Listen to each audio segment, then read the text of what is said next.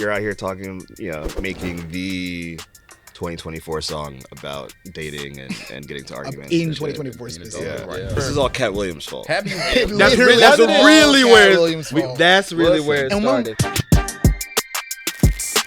In case y'all missed last week's episode, there were talks about y'all potentially being gone because Amber and Regina killed it. Were there conversations in the back? But the OG squad is here. I was gonna say them conversations got squashed quickly. We got Charles and Kenny back. You know what I'm saying? Whatever's best for the show. Yeah, I'm gonna go ahead and claim Charles real quick. No. Definitely. Claim it. Shout out Kenny. Shout out Kenny, man. Houston Rockets legend, baby. Yeah, man.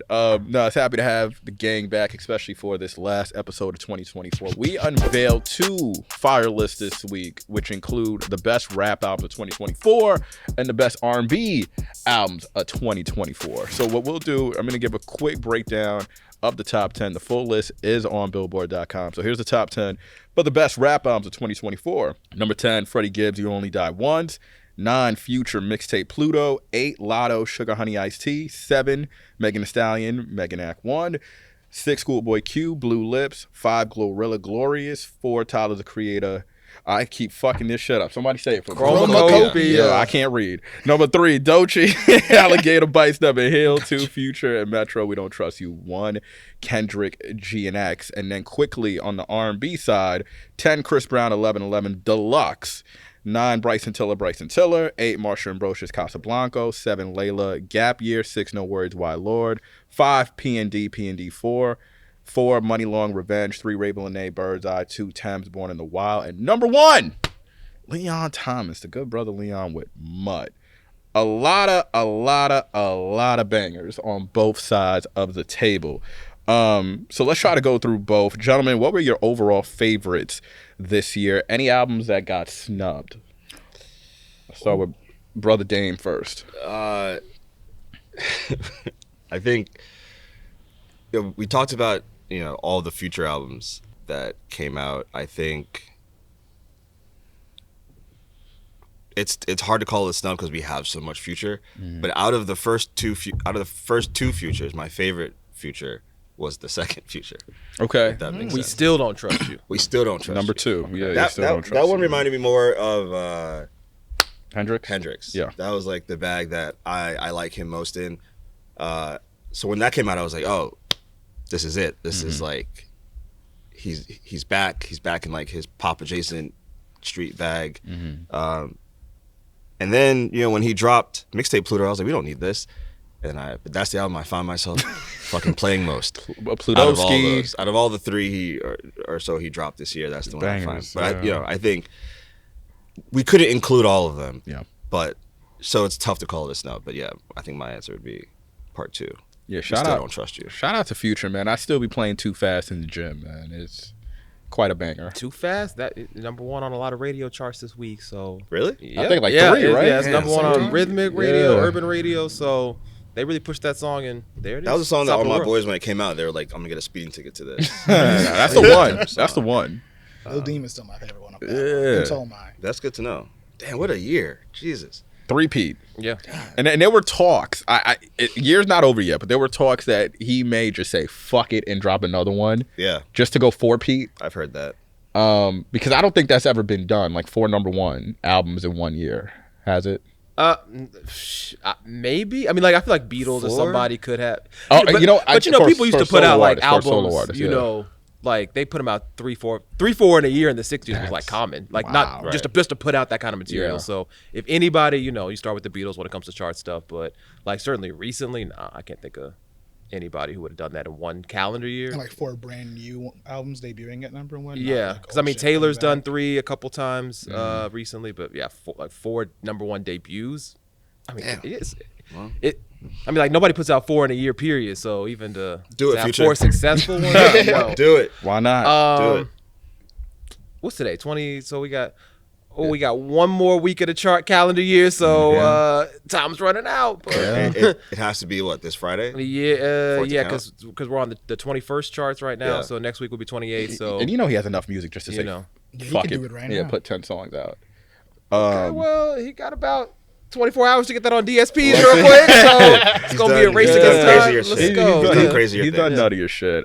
Trevor, why don't we pass it off to you? Keep the ball going. I don't know if I had too many misses that weren't on the list. There were a couple I wish it, been a little rearranged. I'm not gonna lie. I thought on like the R&B front, I really liked the Bryson album. Yeah. I thought in particular, just given where Bryson's career was at the top of the year, I know Whatever She Wants was, more hip hop record. So, you sort of question how that comes with, does that lean into his R&B bag or not? But I think even like Chow as a follow-up, excellent record. Yeah. I really wish that had just gotten a little more love, because I feel like Whatever She Wants got all the shine, and then it kind of became like people forgot about a couple other things, Calypso too. So I just feel like if you just heard Whatever She Wants, and obviously it's a hip hop record, like I think you might have missed that there's some great R&B, like Bryson is still dedicated to core R&B and can still knock that shit out the park. So I would have liked to see that get a little more love.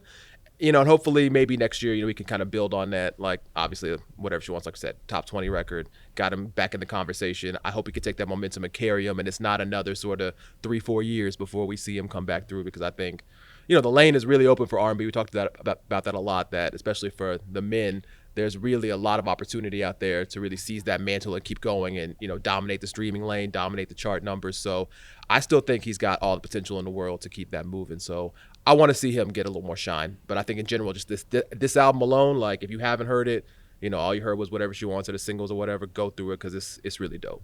Yeah, great pick. Kyle?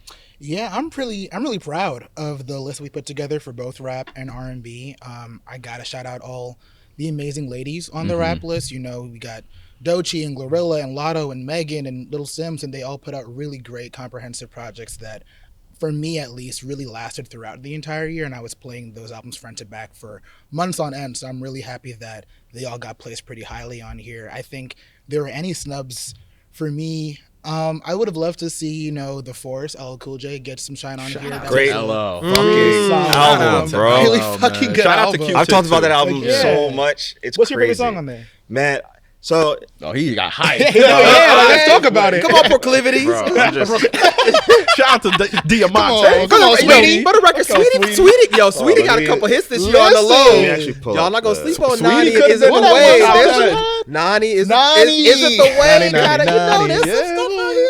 A little Kid Bop joint. Come on. oh, Jesus Christ. That's vicious. The Eminem joint was hard. Murdergram Doug. Yeah, That was Murdergram Doug was hard. yeah. I love like the actual song The Force. I love 30 Decembers. Postmodern is dope. I think like the coolest shit to me is like LL is just rapping incredibly. I think that's just, people need to like take that into consideration, that this man has been rapping since before the Jordans were a thing.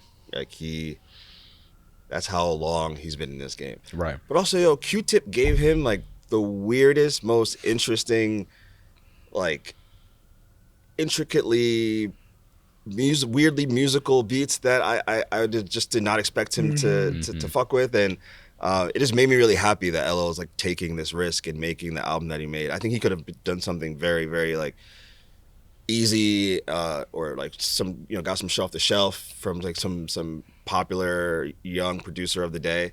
But no, he like worked with Q-Tip, and Q-Tip made him some like wildly off the wall shit, which just works super well.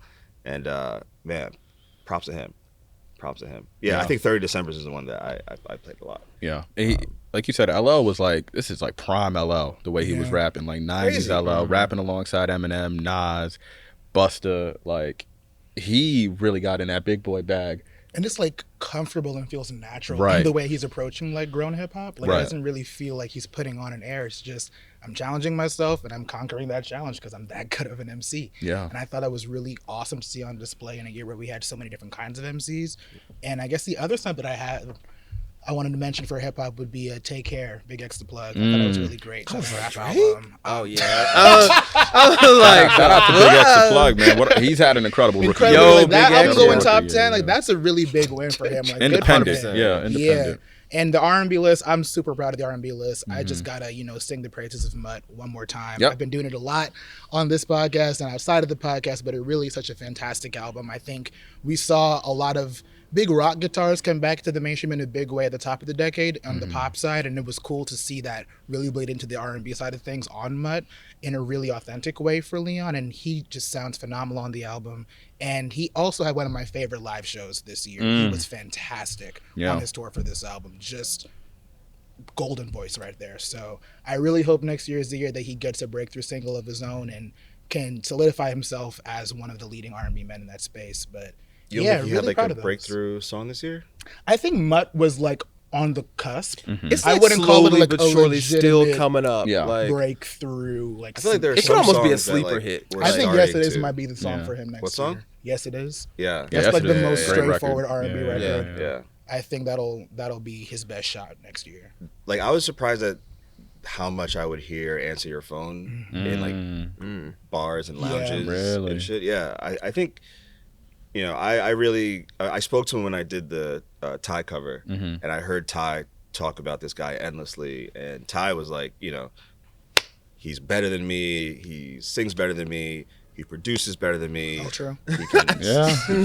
he said no lies detected. He writes Yeah. better songs than me. And this is, you know, I think for Ty, who is just one of the nicest people you'll meet, for him to go out of his way to be like, yo, I signed this kid because he is just, he's what I would want to see. He's like that good. And then hearing the album, you're like, oh yeah, like you weren't fucking around. This kid is definitely for real. And this shit just made me more excited for his next joint. Right. Like, I'm just super excited to see where he goes now. He's comfortable now. He understands the game more.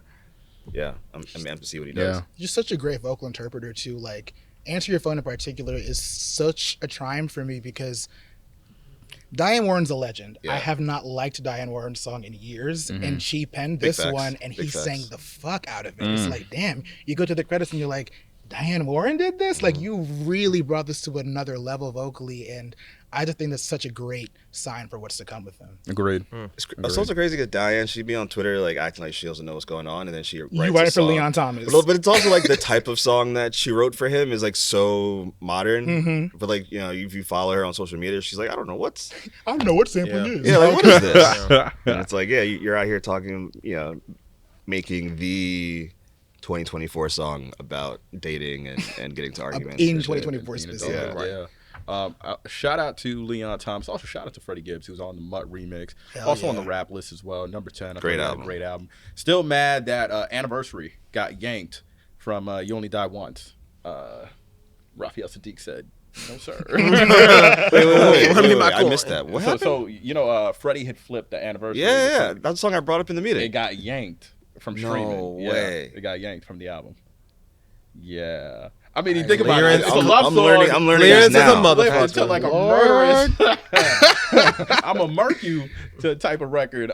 He said, we not doing all that. It's somewhere on YouTube though. You know. What That's I'm saying? right. Yeah, we'll Or always have it on the SoundCloud. rip. What? Yeah. No way. But real quick, I want to give a special shout out. I know Trevor shouted out Bryson. I want to keep it going with the males, specifically Party Next Door and Chris Brown. Like, Chris is entering his 20th year, and the 1111 Deluxe. Yeah, you're right. Him being able to have like residuals take off. Yeah. That brother stayed with a fucking hit. Oh yeah. Like, it was Under the Influence the last time. Well, the thing about those hits is like they both really started kind of underground. Like Yeah. they were, you know, TikTok kind of just user engagement movements, particularly Under the Influence that was out, you know, 5 years before anybody found it. So the fact that, you know, there's sort of that ground support, like it's not, you know, because he has a big machine behind him. Yeah. Obviously, he's one of the biggest stars on his record label, but it's not pushed top down. Like the fact that it really goes bottom up just goes to show how much support and appetite there still is for Chris. Like you said, 2 decades in next year. That's crazy. Yeah. And he's smart with the collabs, like all the Afrobeat stuff, like having Ira and Money Long on the tour. Like he's really, really good at bridging these different kind of fan bases that have common threads, but will also then show up for his solo stuff too. Right. And I think he, hands down to me, had probably the best concert that I've seen in 2024. Knowing that Usher put on a show. No, and shout out to P&D. I thought P&D was solid. I know he was getting some flack, you know, because here and there some shows were a bit inconsistent. But just to see him outside, It's a nice word for it. right? I thought he was that. You know what I'm saying? You know what I mean? It was- They got yeah, a fire yeah. band. I want to shout out to the band because I think it's Justin Bieber's band. They are fucking fire. Yeah. Okay. Come on, Very good. Canada. Yeah, the Turn up. band is fucking fire, and he has the shorties turning up with him. But just seeing P&D outside, like P&D, Bryson, Chris, I wouldn't have thought we'd be able to get all of them in one year, and they all put out fire Yeah. bodies of work. So to see them outside, it gives the male demographic for R&B, it gives us some hope. So let's keep that going. Okay, for 2025. Before we shove off, I want to go back to the Doechii point, because I think something that's real interesting with Doechii and how she did this year is. People might have just missed this, but the album itself came back on the Billboard 200 this week. So it debuted under 100. So obviously, you know how everybody's first week, they're always looking at the number. Oh my God, flop, flop, flop, flop. But it's back at number 82 this week. I want to mostly point out that it's doubled what it did last week. Yeah. And a lot of that is driven by the streaming. So I know just to make the point that I know a lot of times people talk about, the cultural hype and the disconnect where everyone's talking about it, how good it is, but where's the proof, where are the numbers? The numbers are really starting to show up for this. And, I think the right combination of just the marketing that she's getting, a lot of people talking about the performances she's putting in, the work, the tiny desk, all the, late night, all that kind of things. Mm-hmm. It's just great to see that it's really coming together in a tangible way that, I don't want to compare to, some of the other people that have blown up overnight or whatever, but I think that just even seeing that it's at a new peak this week, doubling in its streams for the past week, I think that really just bodes well for where it's going. And I think people are really latching on. And I think she really, even though it's coming under the wire, is really one of those breakout stories in 24, and certainly sets her up for a really big 25. I think, especially with the Best New Artist look coming, people are really going to get to know her, even better and even further next year. So shout out to Doechii getting back on the 200. I mean, that's something that most albums' first week is their best week. So the fact that she's able to, do this and get a second week even stronger than the first, 4 Grammy noms, and the debut album comes out next year. So this was just a little appetizer. Yeah. I really love that it worked out that she got the top 40 hit last year, and that just kind of has no bearing on what this moment is for her. I think that's so cool. Yeah, I agree. It's almost like you get artists like this sometimes, and the response from rap media has been so positive that there's usually a backlash. People are like, oh, no one really fucks with her. It's all you guys just pumping her up, and no industry plant kind of shit and all that. You don't hear her in the streets. Yeah, it's very good to hear that. People are actually playing that people are really into it. Yeah, amen. So shout out to everybody who delivered on a fire album in 2024. Of course, with some good, there's always a little bit of drama, a little bit of bad. A little bit, just a little bit of bad in 2024. Where do we start? There was the blockbuster. This is all Cat Williams' fault. That's really where it started. When we first saw that interview clip, we all said it was gonna be bad news after he said that, and then it was the worst. But we didn't know. It is the bad juju. I mean, we could start with the myriad feuds, whether it was with Drake v. Kendrick Lamar, Nicki v. Megan. We just talk about the lawsuits, whether it's Drake versus UMG, Puff and Jay going through their lawsuits. But we did get Young Thug come home. Yeah, Thugger is home. That's positive. Thugger is home. So we have some positivity. Even shout that out was Brian Steele. Shout out Brian. How did that even happen? Yeah. Well, the entire case was a shit show.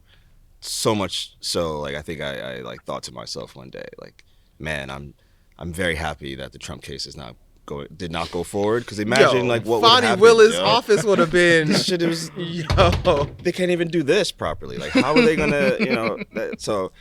But then when he came home, it was also weird, because he came out and it was he wants to work with Gunna, but then he came out and he was like, "Fuck you." So I still don't know where anything stands or what's gonna happen in the future. I don't know. I kind of like that he's been laying relatively low since being released. There were tons of rumors rolling loud last weekend that he would come out during somebody's set. They were convinced it was going to be during Future's set. Then it was no, it's going to be during Cardi's set, and and he never came out. But I think that was a good thing. I think he deserves some time to kind of just not be in the mix. Yeah. He's had a year that very few people can actually relate to and understand. So, years, exactly. Yeah. So I'm not pressed that he didn't come out and do a surprise set or drop any music or anything like that. But it's kind of sad that this is the happiest-ish legal story in hip hop this year. Right. Yeah. I mean, that's it. Yeah. Knowing I said with these storylines, obviously Thug coming home. Trev, which one really stuck out to you this year when you think of 2024? I mean, it's not over yet. I kind of feel like the long tail of the Drake UMG will be the most impactful. Yeah. And I mean that just like from an industry shaking sense, because I mean you know it's been a long time, if almost never, that we've had a star of this magnitude, you know, going against the label of that magnitude, where it's just, you know, two powerhouses going against each other. And so and the reasons, I know everyone is sort of trying to figure out with the legal actions how solid a case this is, how murky, and then I know we've talked about some of sort of the implications of it when it turns into, okay, you know, what are the lyrics and how accurate do they have to be? I mean, how that sort of dovetails into just hip hop culture in general, where people have always slung out arrows that were fabricated or embellished or a little bit like that. So, you know, we'll have to wait and see what the actual case that they bring forward is, if they decide to go, you know, to a full lawsuit is. But the implications of that just seem like they could be the most shattering, just in terms of, first of all, Drake and his Drake and UMG's relationship already, which we know has been one of the most successful ever. I mean, that just feels like, I can't even imagine being a fly on the wall in those conversations of, you know, how do you reckon one of your biggest artists with the guy who is publicly dragging you down and saying you're in collusion with one of your other bigger artists. So just the messiness of that will be something that'll be interesting to see. And, you know, sort of depending on who wins, if it does go that far, I think that also has real implications on sort of the artist label relationship and who is the ultimate shot caller in those things. You have Drake saying that lyric that, you know, Lucian ain't the CEO, you know, of UMG. He really is, because he's bringing in the bags. And as we see artists become, you know, only more powerful, only more, you know, instrumental as a brand and an item, and they're the ones who can move and shake. And, you know, Taylor Swift can change her contract to help get Spotify royalties for everybody else, and all these kind of actions that, you know, labels probably would have never thought that artists could have that kind of power. You need us, you know, we got to distribute, we got to put stuff on radio. We're the ultimate shot callers, and artists are saying, no, that's not, you know, like I'm bigger than you, helped make me, sure, and now I'm bigger than you. Yeah. So I just think that as far as the repercussions go, you know, for artists who aren't even involved in hip hop, you know, people who are not even signed yet, that could be the thing that I'm looking most forward to see just the ripple effects of that and how far they go, because they could go, I mean, for decades, generations beyond this. Yeah, that reminds me of a video. I don't know if you guys have seen it a couple years ago, when Steve Stout said in an interview, the day Drake goes independent, that's forever going to change the music industry. Yeah. And that's just a scary thought, you know, in terms of what he would be able to do. It's an exciting thought. Yeah. It's scary in a good way, I mean. Yeah. I mean, Drake he could be independent right now. And like, I think the thing also is that artists of that scale, like Kendrick, Cole, Drake, are in a way independent, because they all operate in a way separate from the label, and they essentially just like license these things to them. And I tell you when it's going to drop, like, and I tell you my I'm plans dropping today. And they're like, all right, we got to figure this out, you know. And so they all operate, and they just use like the entire mechanism of the label to, you know, grant their wishes, and I assume catch a check when needed. But I don't know what would change for the artists that much if they were to go independent. Like if Cole was to go independent tomorrow, I don't know like what would really change for him. And that's what's interesting about Cole too. I kind of feel like, and you could correct me if I'm wrong, we're kind of getting like, he's foreshadowing his goodbye the way it's looking. Like, Seems like it. With Dreamville Fest, the 5th annual being the last one. Yeah. Him just dropping the inevitable series and rolling out the mixtapes finally coming to streaming. It could be the end of an era.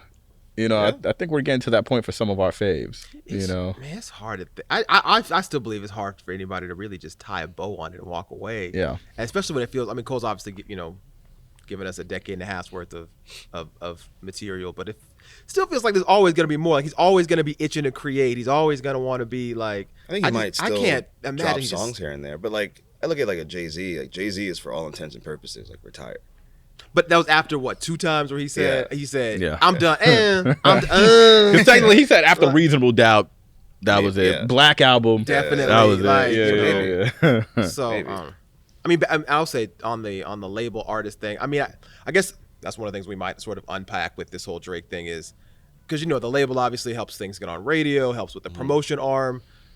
of course, people are going to argue Drake doesn't need promotion. You know, Drake says he's doing this and that, but I Right. think the backdoor mechanics, especially of, you know, how we get albums to DSPs, you know, what kind of, you know, merch setups or whatever happen, all those things that kind of move behind the scenes that people don't think about, those things I think could be impacted.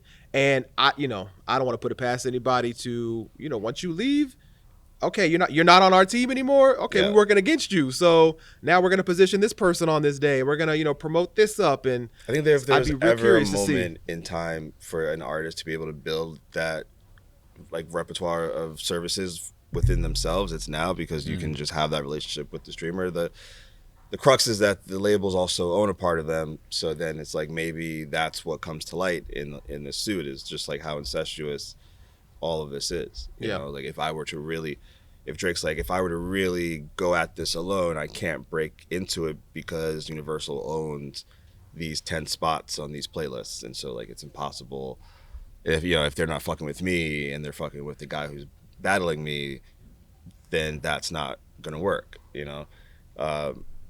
Like speaking of Stout, like United Masters has all of those services available for people. Are they as plugged in as a UMG? Of course not. Right. So like, how do you really work that, you know? Yeah. Yeah, I'm interested to see if this actually goes through, and what I think the things we discovered during Discovery would be the most interesting part of all of this. Yeah. That's like what I'm excited to see. I hope it goes forward just for that. I was going to say, it makes you wonder if somebody's going to run to try to, you know, Yeah. settle before Yeah. all the text messages get exposed and the emails get leaked. Yeah, that's...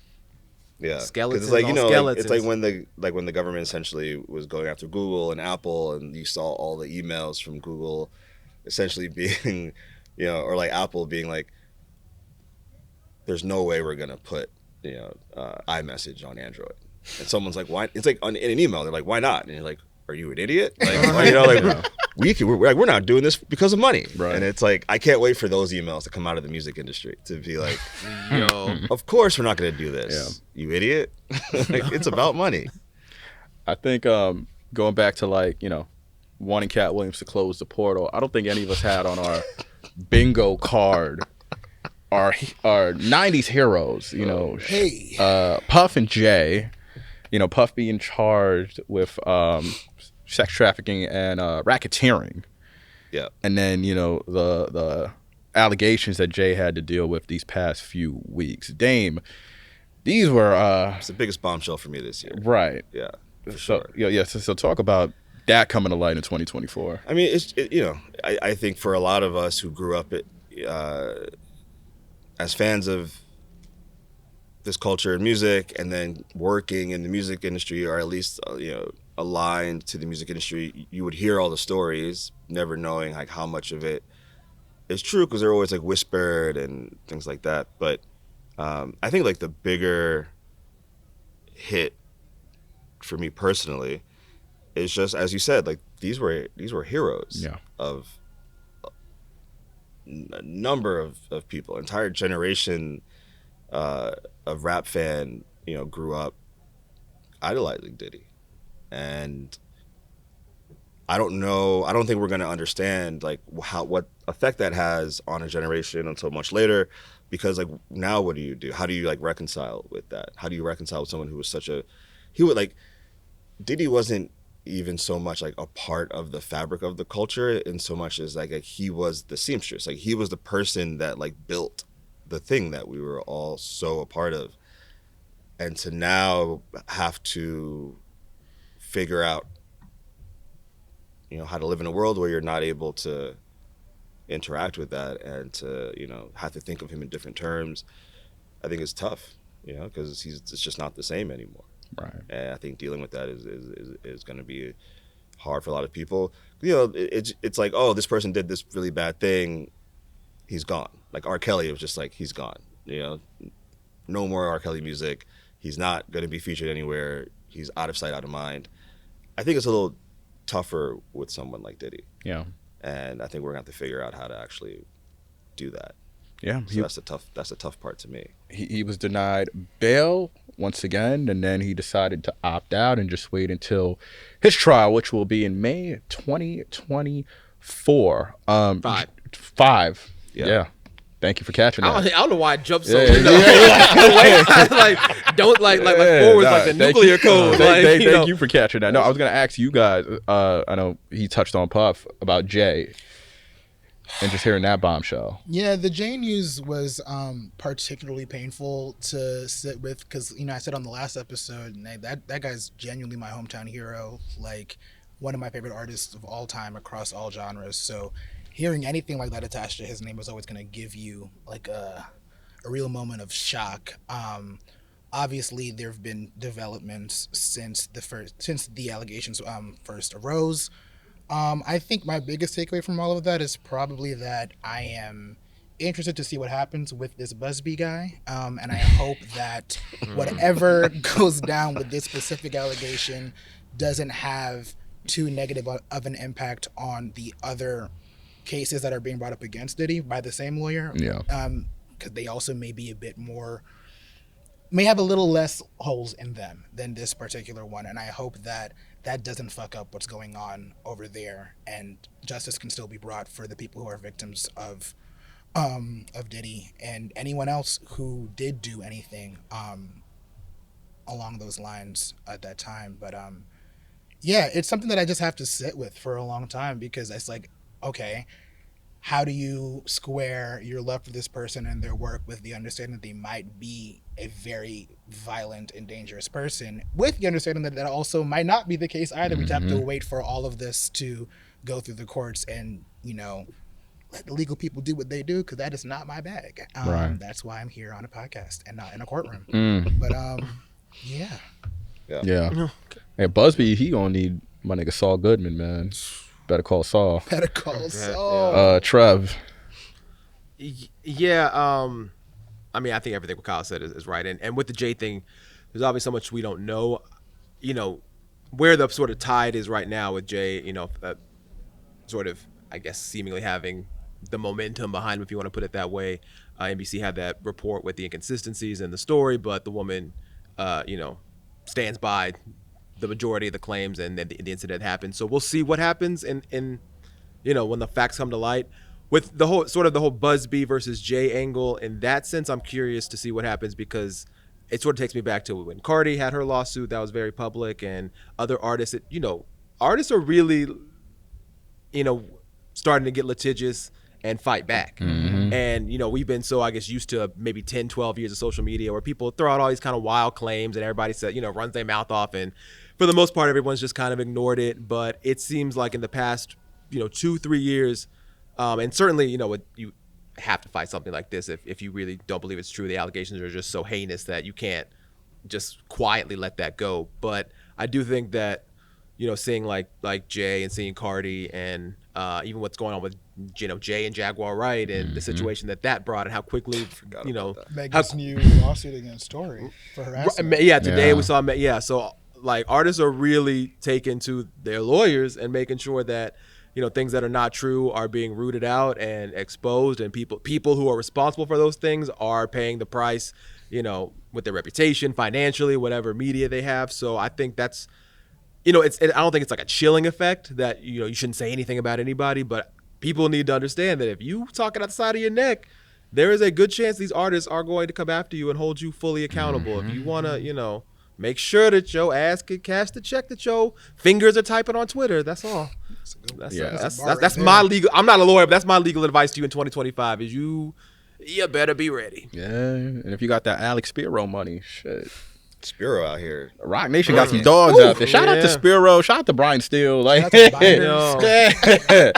lawyers, they earning their checks in 2024, man. Curious to hear y'all thoughts. Biggest storyline of 2024. Make sure you drop it in the comments. Before we exit out of here, we got to look forward into the future. 2025. Sounds like a year out of a movie. Right? It's like 2025. Can't believe it, man. Crazy. Went from Y2K to 2025. Let's each dish out a prediction for 2025. Good, bad, ugly. I will start with Dame. I tried to think of something that I was like sure would come true. And I have no idea. Like I'm not terrified of next year, but my prediction is that just how we see all of these like tech CEOs buddying up to Trump, I think we're going to see like a swift change in musicians who otherwise were very anti-Trump and anti-Republican in the past. I think we're going to see more of them move over to the other side as the tide changes. I will say this: the inauguration is the same day as MLK next month, so that will be interesting to see on the 20th of January. Hope I'm wrong, but I wonder who he gets to perform. Oliver Anthony music. Jaguar, Chef right? G. Jaguar, right? Chef G does the national anthem drill version. That is crazy, Kyle. I have a couple. You know, I mean, we spoke about Leon Thomas earlier. I do think he'll have a breakthrough single next year, or else, I mean, I'm hoping. I think Sis is, poised for another massive year. We got this SOS Deluxe coming out this week, and we got the tour with Kendrick next year. Also, on that note, I'm really intrigued to see what Doja Cat does next year. It's been kind of quiet for her for a minute. She's wrote out the last sort of couple months of her last album, which was obviously a success, not as big as Plan on Her, but her pop fans are hungry for her to cater to them, and it is looking like we're gonna get pop R&B Doja back for this next album. So I would not be surprised if she just cranks out hits all through next year. But I also think broadly, I feel like we might be moving away from the country influences next year and start moving towards Motown. Don't ask me how I know or what I think, but that's the sense that I'm getting. Yeah. You mean non-country artists who have tried to ride the wave? Yes, like how everyone's getting on the Western cowboy aesthetic. I think we'll move more towards Motown, and I think we'll be looking at Detroit, both retro Detroit and modern Detroit, a lot more next year. I think, sort of on an industry note, we know in the past quarter in particular at Atlantic Records, there's been a lot of turnover, new management, leadership coming through. So I think with 2025, I think they are going to look for two of their marquees to come back. I'ma say it. I think it's finally time for Belcalis. Let's go. I'm gonna put Cardi B's album's gonna come out, and it'll be better. It'll be better than y'all think. Y'all ain't got no faith. Will it go I got number a one? feeling. Yes. Yeah. Yes. We'll stay there for a minute. There will be look. All I'm gonna say is though, I feel like it'll be good. Will she have a number one song? Yes. Ooh. Oh, we're calling a quick yes. Yes. That was quick. Yes. Okay. I think, and I'm glad you said I gotta that. see the Based on- landscape. Because that's what I was gonna say with Cardi, but I'll let you finish. Well, your yes, thought. it'll be 7 years next spring. So I think. What's her last top 5 record?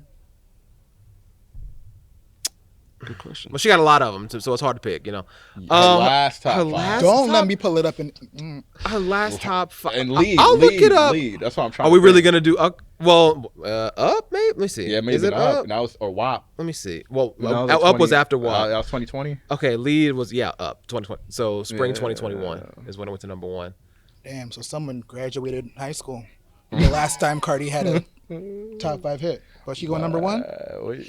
Heard it. Okay, And you know what? Listen, Sade didn't put out when did Soldier Love come out? 2013. You were not 2011. serious bringing up Sade I'm on just- Cardi I'm- B conversation. I'm just saying. I mean, it's been a while. This is the guy Look. who compares her to Lauryn Hill. So. Oh, this is true. Cardi gonna say the charts compare me too when got that number 1 on the company. But I do think Cardi B. I think it's time. I think everything is set up right. I also think Bruno Mars. It's Hell time yeah. for him to come back. You think you're going more pop or R&B with this next album? It seems like it's giving pop. I think he's going back It to could pop. be Yeah. poppy. He's that bread. Watch him. Because I mean, get that obviously Motown with the bullshit. collabs that he's done. I mean, even Die with a Smile, people were kind of it's got a little singer songwriter, a little folk, a little country, a little adult contempo. So part of me thinks that might be a little outlier when Bruns does himself. We'll see, but I think both those people, Cardi and Bruno, are going to come back next year in definitely big ways. No Lizzo. Atlantic needs it. Oh, Lizzo. She Atlantic too. That's right. She been Lizzo, quiet. because Oh, it'll yeah. She be making hits too. Actual Yeah, hits. I didn't even. Yeah. Okay. I'll throw Liz in there too. The big three? I'll throw The Melissa. new big The three. new big three. Lizzo, Yeah, Bruno, Atlantic. Cardi. The house that Atlantic, remodeled. That was the 2019. They era upholstered right the there. house. Real quick, I'll go with mine since you took Cardi. Shout out to Cardi. I'm gonna go. Gotta close it right with the boy. He's gonna drop God. not 1, not 2, but 3 albums next year. That's Go not ahead, even yo. a pretty- He's gonna drop 3 albums next year. Yo. He's One with Party. He gonna try to out Future? One with Party. One with Future. The gang getting back together. No the band is getting back together. Banana Boat is getting back together. Okay. And then his solo album. I want y'all to remember this day. You think he'll There ever will be do 3 albums. We're gonna manifest this, and they're all gonna be number 1, and that's gonna put him at what, 16? Yeah. 16 number 1 albums. Do you think That's how we're gonna close he'd it out. ever make a nostalgia play and do like a Take Care too? I think so. Kind of I like think he needs to. What his label mates. I think he kind of tend needs to to, and a little bit do. of desperation. Has he ever made a part 2? I don't think Like he a has. That's why I'm sequel like, I album? feel No. like that could be something that he does next year to like get his foot. Get Play his the footing nostalgia back. game. Play the. I mean, cold does he game. have like a? Well, so next year's what? Like, Nothing was the if you're same reading too. this, is 10 years next year. yeah. What a time! What a time! What a is time 10. too. Remember that was supposed to be a thing a couple years ago, and it got canned. I can see him. Yeah, and a dropping lot of some shit has kind of changed sequel between. project. You know, Come couple on. things have changed between now and then. but- I'm saying we're gonna have a Drizzy 3-peat next We're year. probably gonna get like a More Life, dude. Just a massive playlist of just shit, and hope that something lands. I'm here for a Take Care 2. Okay. I think a Take Care 2 would be fire. That'd be really dope. I'd be so here for that. Let's bring the owls out next year. I'm about a whole team hoodies. I'm good, bro. That's Y'all let me know the so sizes. Sweet. Chat, let me know y'all sizes. I'll mail some. You know. Can I get a Naomi Sharon hoodie instead? Shout out to Naomi Sharon. She Shout had a out great Naomi year Sharon, this year. Obsidian. That was a good album. I love it. Naomi. But in all seriousness, y'all let us know also your favorite R&B albums, hip hop albums this year in the chat. that was your serious pick. Yeah. Okay. Wow. I mean, you said now getting serious. I thought Wow. Okay. Okay. I think You said your wow. picks were for all next year. highly Wow. unserious. I think Doechie's gonna like do it. Annihilate? Yes. Yeah, absolutely. Doechie's Debut gonna- album. Yeah. Shout out to I think she's gonna be number yeah. 1 on our list next Hell yeah. That's what I yeah, want to see. I'm going Cardi. year. I think Doechie's gonna be number 1 on our Okay. list next year. Shout out to Someone gotta DJ go Head. after, Okay. You know, he said this album's gonna be fire and change the list up. But thank y'all for rocking with us for 2024. Yeah. We're gonna come back stronger 2025. Shout out to our team, of course, holding it down. Yes. Always. Yeah, and Cat Yo. Williams, man, just chill out, bro. Don't Please. talk next year. Truly, Please. truly. But now we'll see y'all next year. Signing off.